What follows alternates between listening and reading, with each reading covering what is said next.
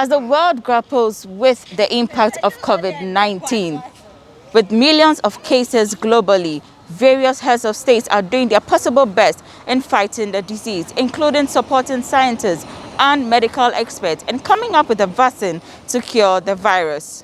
Now, frontline workers, especially in the health sector, are most exposed because they come in direct contact with patients or carriers. Ghana Web TV is here to speak to the Chief Executive Officer of the Korle-Bu Teaching Hospital here in Accra, Dr. Daniel Asari, to give us an update on the coping mechanism as well as the crisis management of the hospital. First of all, for some time now, the world has been trying to fight COVID-19, which most countries are faced and battling with. We want to find out currently how has your hospital changed since the pandemic? How has the operation or the management of the hospital changed since the outbreak? We all know that coronavirus disease, which started in late part of 2019, was codenamed by the WHO as COVID-19.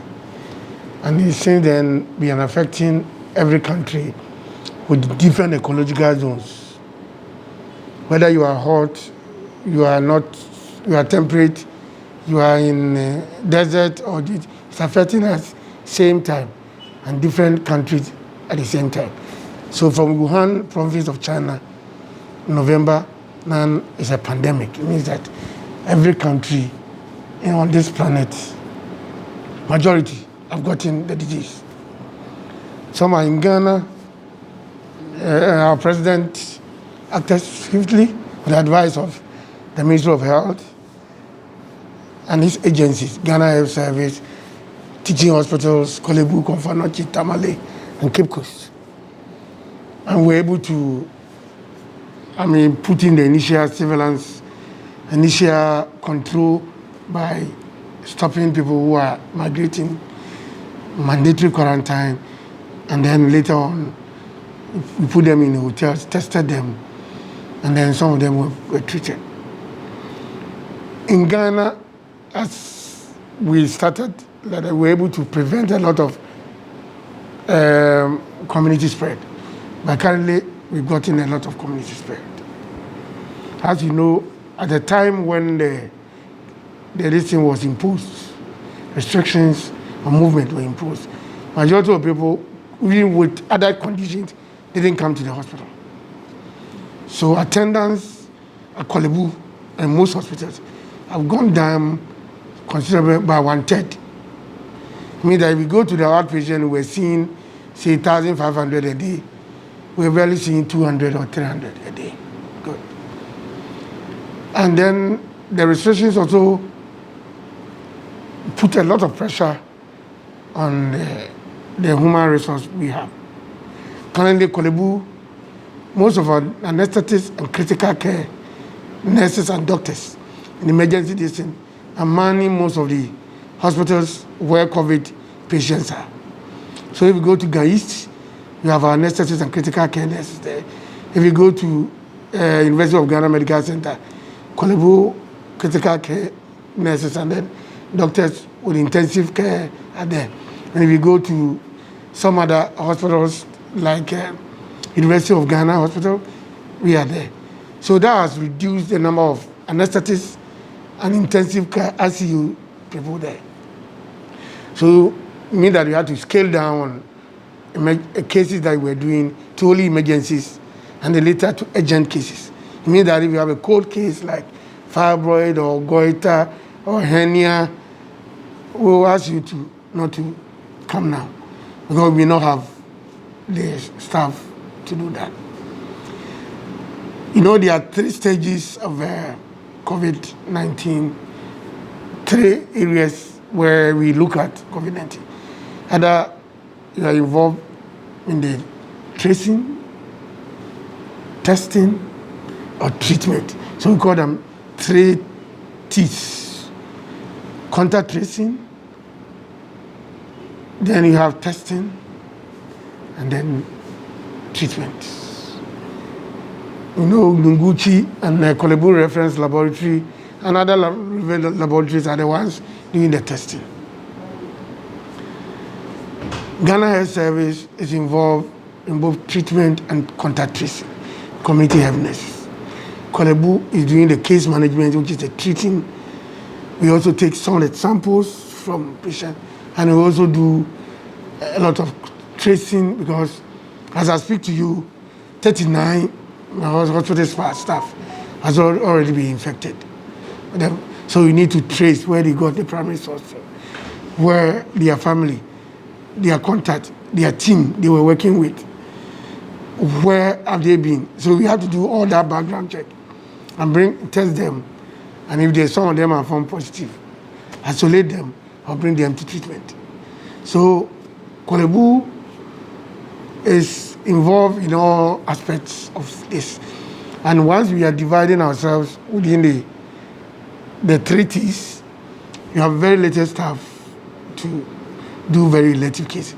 And that's affecting our finances and it's also affecting the way we run the business. We haven't even finished the war against COVID-19. And Korle-Bu has to bring out more anesthetists, intensive care specialists to support, because now we are getting community spread. What makes it more even challenging is that once it gets into the communities, there are people who are sick already. Diabetes, they have cancer, some have debilitating diseases. Once they get it, then they need to be hospitalized. And their disease becomes very intensive. They have to come to the ICU in Korle-Bu. So majority of the burden, especially in Accra, Korle-Bu has to bring up forth majority of these super specialists to support, And once that happens like that, it means that we are unable to provide in-house what the complex cases like neurosurgery, so many other cases like spine, hip replacement that we used to do every week. Because when they finish, they also have to go to intensive care. Good. We have used one of the intensive care in the medical. One of the adjustments is to convert one of the intensive care units into a COVID ICU. And once you make it a COVID, you can't put anybody on that. So they are dedicated to COVID. Even COVID or no COVID. Things like pregnancy or no wait. When the time comes for 9 months, the mother has to deliver. If he needs cesarean section, he has to get it. So one of the things that are not affected by COVID at all is pregnancy and pregnancy-related diseases and complications. So the maternity must work full-time because those who got conceived last year are coming to deliver.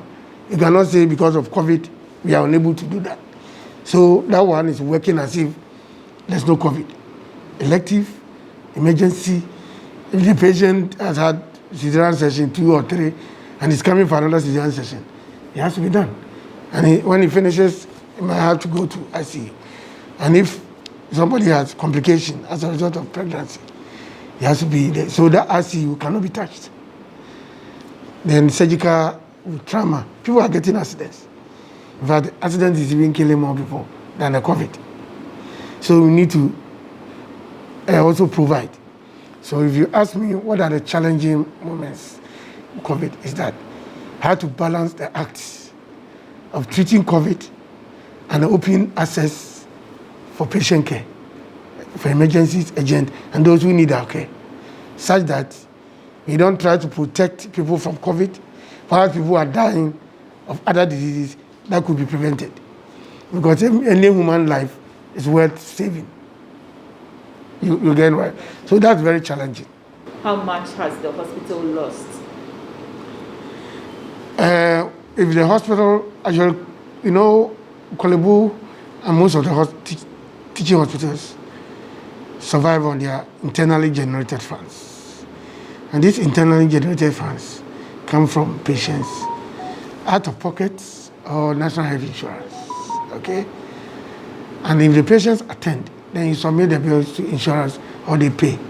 So if the patients don't come, it means that you don't get your revenue. So as I'm saying that 1/3 of our revenue base, which we collected as of last year, if you compare, say, May last year to May last year, 2019, May 2020, 1/3 of the money is what we are able to generate. Ventilating machines, do we have some here? I mean, in Korle-Bu? Korle-Bu has ventilators. Initially, we had to take some to Ga East. And so we can boast of having about 24 ventilators spread across medical, surgical, plastic surgery, cardiothoracic surgery, and others. Because we do heart surgeries, we do kidney transplant, all these people, they must be. But during this COVID time, because of the availability, we don't do these big cases so that we can get some of the ventilators freed for COVID. A few weeks ago, Korle-Bu celebrated the discharge of patients, including and staff of the hospital. How did it make you feel as the CEO of the hospital? Even though we have about 8-bed treatment center, we have a multidisciplinary team made up of medical doctor team, clinical psychologists, committed nurses, and then dietitians, catering officers, and in fact, pharmacy, people in pharmacy, and the supporting staff. They all contribute. It's not a matter of only doctors or nurses. No, it's a team that support this. And I remember that I even went there one day with my PP. I spoke to them one by one that they are going to be all right. They renew their hope. That kind of support, feeling at home, making sure that everybody is there to make them recover within that 2 weeks. It was very enjoyable and refreshing. And since then, we have been discharging more patients out of that place. Also, nothing has happened to them. And we are about even expanding into 50 bed for COVID, and then later on, probably other infectious diseases. We may commit that whole place and develop it further to infectious disease center, so that who knows what will happen next year, another COVID-20 or similar. Ghana would have been more prepared. With the challenges in the supply of PPEs, I mean, Western countries and other countries are also facing similar challenges. I even watched a documentary or news item about a hospital in New York. The hospital staff had to resort to wearing garbage rubbers as a result of shortage of PPEs. How is the hospital coping with that? In fact, the initial stages from February, March, we had short supply. First of all, planes were not coming, and orders had not been. All the people who were awarded to supply cancelled the supplies because they are unable to bring it from China, US, and everybody was needed. So we had donations from reputable companies. And then the Ghana government also, through the donations they got, also gave us some. But it was not enough because these are disposable items. We are talking about N95 mask, coveralls, goggles, cover. These are all the things that put together called PPEs. And then they are not reusable and they are disposable. And you are having to hold patients you have taken their test for longer period. Say, formerly it was 9 to 10 days. If a patient is suspected to be COVID, you need to protect yourself in going to see that patient until the results come. So if you are holding 10 people and every nurse will wear three times a day for the 10 people, you see, so you have almost like 3 multiplied by the number of nurses on that shift, 3 shift system going to see them. If the results come in 10 days, then every day you use 10, then even if you have 100, they'll go. If the tests come, they say they are negative, you have used the PPEs already. So if some come and they are positive, then you have shortages. So we thought that we will ask the testing agencies to make sure that they shorten the time when somebody is expecting the results and is in hospital isolation, so that we don't use a lot of PPEs, isn't it? It would have been better if you have rapid tests. You do it 45 minutes, you have the results. Then there won't be a need for PPEs. Too many. You understand? But if you are holding the person, the results come, it's positive, then you are taking him to another center based on assessment whether he needs treatment or he needs to go for self-isolation. That time that we are holding those patients, we use a lot of materials and PPEs needlessly when we can cut the time between taking the tests and awaiting for results. You understand? So I think when the Nunguchi and other centers came on board, the reference lab, now Tamale, KCCR, who now the time is going down to 5 or 6, but it's still long. It's still long. Then if you're able to, because the key to fighting COVID-19 is testing. And until the person is tested negative, you need to protect yourself before you go and see him, isn't it? That's what makes PPE very key. And government also responded appropriately, I know. And the Minister of Health, I was part of the logistics committee, he said that we can't continue to import this. Let's also manufacture some. So some of them are being manufactured in country, and they have come at a proper time to be able to help us stockpile our PPEs. So you would encourage the local production of PPEs? Fantastic. And then the other thing that you see, my two ladies are wearing surgical masks. You are wearing branded, local made clothes. I'm wearing N395. He's wearing this. Once people leave this and their surgical masks to clinicians for the treatment of COVID, there won't be shortage of the PPEs for staff. If by the time this thing had not come, everybody was searching for surgical masks from hospitals. So people were taking some from hospitals home for their friends and their family. So I used to be buying 50 in a box. Yes. Before COVID, we were buying 120 Ghana cedi. It later jumped to 450 Ghana cedi. Now it's come back to 160 because of this growth. That's what it's doing. Now people can get access to other cheaper brands than this. As for N95, it contains 20. And so one of these, which people are wearing surgical gloves, if you say it is 450, it means that one is about 9 Ghana cedi. And it's disposable. If in the course of the day, you have to use 2. But the ones you are wearing, you can wash them, iron them, and then it becomes, so that leaves the hospital with critically needed PPEs to do patient care. So the masks you are wearing, encourage people to wear, and they are effective in the social setting. Whereas this, an N95, is effective in the hospital setting, where you are coming into contact. So when you are not coming into contact, and you are just preventing your friend, and then you also preventing you, wear the cloth mask. The made in Ghana cloth mask is as effective for preventing this thing in the day, but for treating patients in the hospital, you need a surgical and N95. So that's the difference. You can use this in the hospital setting where patients are there. And then we are discouraging people to use this in the street or in the market so that they don't push the price up. Okay. Family visits. Other countries do not allow family visits. Do we practice same here? I mean, to prevent further spread or just to protect the family and friends of the carrier or the patient. Is this the same here?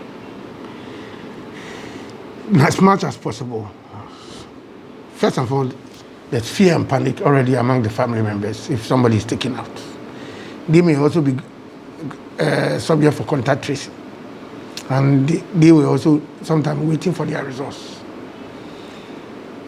It's possible for families to come around to see somebody within a distance, but you will not see, they won't come out through a screen.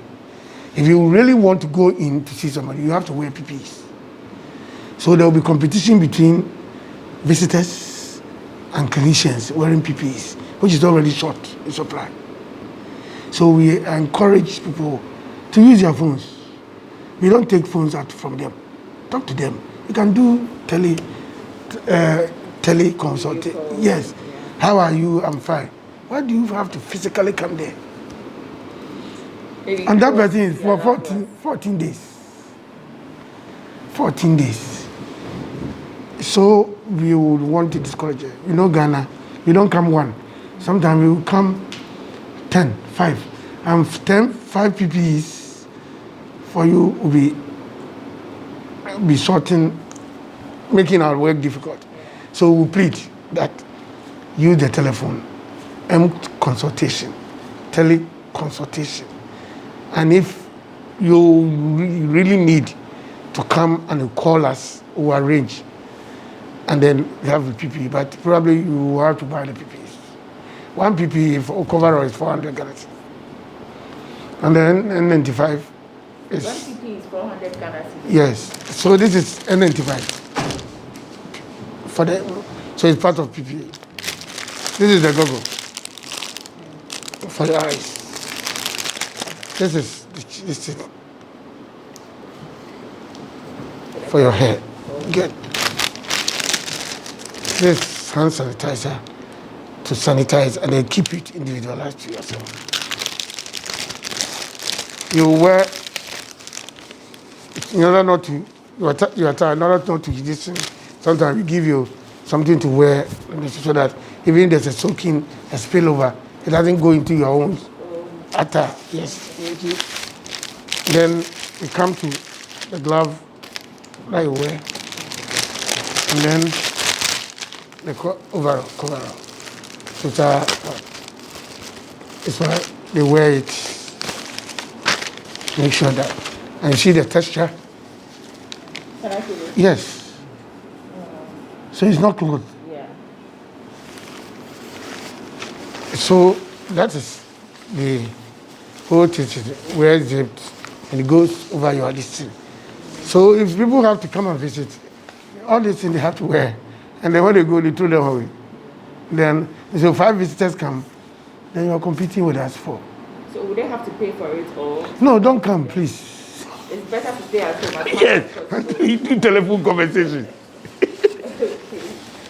So when we talk about PPE, this is a set of all these things put together. We haven't even talked about the shoe, the big boot. And then the disinfection, when you finish, you put everything. But there are some places when we are going to do tests, just take the test, we wear coverall, and then we wear a shirt, then take the test. But this is what we require. Lastly, on the PPE, what's the best way to throw them away or get rid of them? I think for here, majority of us here, what we do is that they are plastics, so they incinerate them. But because we throw them away into the listen, people will go and take them back. We have a lot of mentally developed people. People are also scavenging. They will go and bring them back. Some will also go and clean it and come and sell it back to us. So the best incinerate them, or you autoclave them. Autoclave to temperature around 200 and 250 to 400 degrees Celsius, so that they become completely bent out. Congestion of morgues. You know, the Ghanaian setting, when it comes to funeral, it's such that we like big, many people coming. But since the directive on social gatherings, President Akufo-Addo has asked that only 25 people or even less, and encourage families to have private burials. But like I said, because of the setting, most families still want to wait until maybe the ban on social gathering is lifted, and then we continue. Have you experienced any congestion, and would you encourage families to have private burials? Korle-Bu has the biggest mortuary in Ghana. And normal, this is very congested. But averagely, people were taking their bodies, average was 3 months. But now it's going beyond 3 months. Some died before COVID-19. They were about to be taken before the ban came. You also know that Korle-Bu mortuary is the scavenger for the whole nation. If somebody is knocked off and an unknown body somewhere and they radio announce that somebody is dead here, they bring him to police, other police hospital or Korle-Bu morgue. Unidentified, nobody comes for. And then within Korle-Bu itself, and the normal distance, we record 280 deaths a week. So if you have a 600 bed morgue, and you require 280 a week, and within 3 months, nobody is taking this, already full. And then you have other people to being brought by medical legal cases, police, lunatics that die, all those people who hang themselves, suicide. So we have problem with congestion. But people who die with coronavirus are not put there. We have a separate cold room, isolation much. And those people, we wrap them into 2 layers of bags so that if the time comes for the state to bury, we bury. Or the family comes and says, we want to bury this. It is supervised under AMA and the Minister of Health to put them, and then we don't lay them in state, put them for their private burial. How are staff motivated in this crisis? God, first and foremost, the biggest motivation for staff working with COVID-19 is availability of PPEs. Availability of PPEs. That's why they tend to be crying too much and saying that if there's no PPE, you hear a lot. If they know that they have the tools to protect themselves, they are happy. But we also have monetary incentives that have been promised by the His Excellency the President, which is reflecting in some of their accounts, the tax exemptions that we are on the 3-month salary. And then the 50%, we are still working on it for frontline staff. For us, the treatment and tracing and all those people, we provide them, since they cannot go out, we provide them food on site, water, and then sometimes some beverages on site as they work. It's not like normal people who have to go and buy their own food, because sometimes they can't leave the place, you see. And then we also, one of the motivations they also require is recognition. They recognize the role they are playing. And that we will incentivize them. As some people have asked, I go there and they have said that, Chief, I want to do infectious disease specialist. I want to go to this school when I finish. These are the people we are going to look at in terms of upgrade, going to school, the next post-basic training. Who will be selected? They've gone to frontline. They've come. They want to go and pursue further studies in that field to be useful to us in the future. We'll look at that. Of the 34 death toll, how many has Korle-Bu recorded so far? The deaths, I think we've recorded about 4 of them. 4. And some of them, they are not staff of this hospital. So no staff has passed, here? No. No staff so far. But you see, sometimes when they bring people in very critical, sometimes helicopter transport people from other places. They come in very bad state. A section of Ghanaians do not believe the existence of this virus. We have this mantra by June, we are entering June, and we have a lot of people still living. We have survival stories. What word do you have for Ghanaians? How should we take this virus seriously, especially those who resort to herbal drugs, herbal medicines, thinking, oh, that's the best solution? As far as belief is concerned, there are people who do not believe that God exists. They are entitled to their own belief. If people want to see people who are close to them die before they believe. It happened in 2004 when HIV came. They did not believe that HIV existed until they saw a few people who were attacked. And then they saw the skin before the drugs came. People were very skinny, they were showing them on TV. Please, coronavirus is around. You can get the infection very easily when you don't socially distance yourself, physically distance yourself. You don't wash your hands, and then you don't also practice cough etiquette and then wear mask. If anybody doubts, it should come. We'll send them to a treatment center. Send them to a place and see 200 people already there in quarantine. We send them to people who are in ICU. You understand? Whatever it takes for them to believe it. But I think majority of Ghanaians believe it.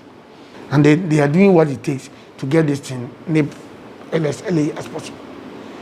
Because post-COVID, we will have financial problems because hotels are not working, schools. Your school children are at home, they are not going to school, and you don't believe there's COVID. Then why are they at home, not in school? Why are universities closed? COVID exists. You cannot see. And those things that we don't see are the most dangerous than the things we see. Yes, and so let's all believe that the experts believe there's coronavirus and it can be defeated. It is not deadly, but if we allow it to go to our elderly people, and then our mothers and fathers who have fought for us, but who have diseases, they can die. But the youth, they get it and they're happy. They are playing football. It doesn't mean that they don't have it. It's around. And they can shed a disease to you, to me. So let's all join hands with our president to win this war. And then Ghana will come back to normalcy. Despite the increasing number of coronavirus cases in Ghana, Dr. Asari is encouraging Ghanaians to take the precautionary measures seriously. He says the Korle-Bu Teaching Hospital is doing their very best in ensuring that patients are treated very well and discharged as soon as possible. In his words, all is well. This too shall pass. Now Oyo Kwote, reporting for Ghana Web TV.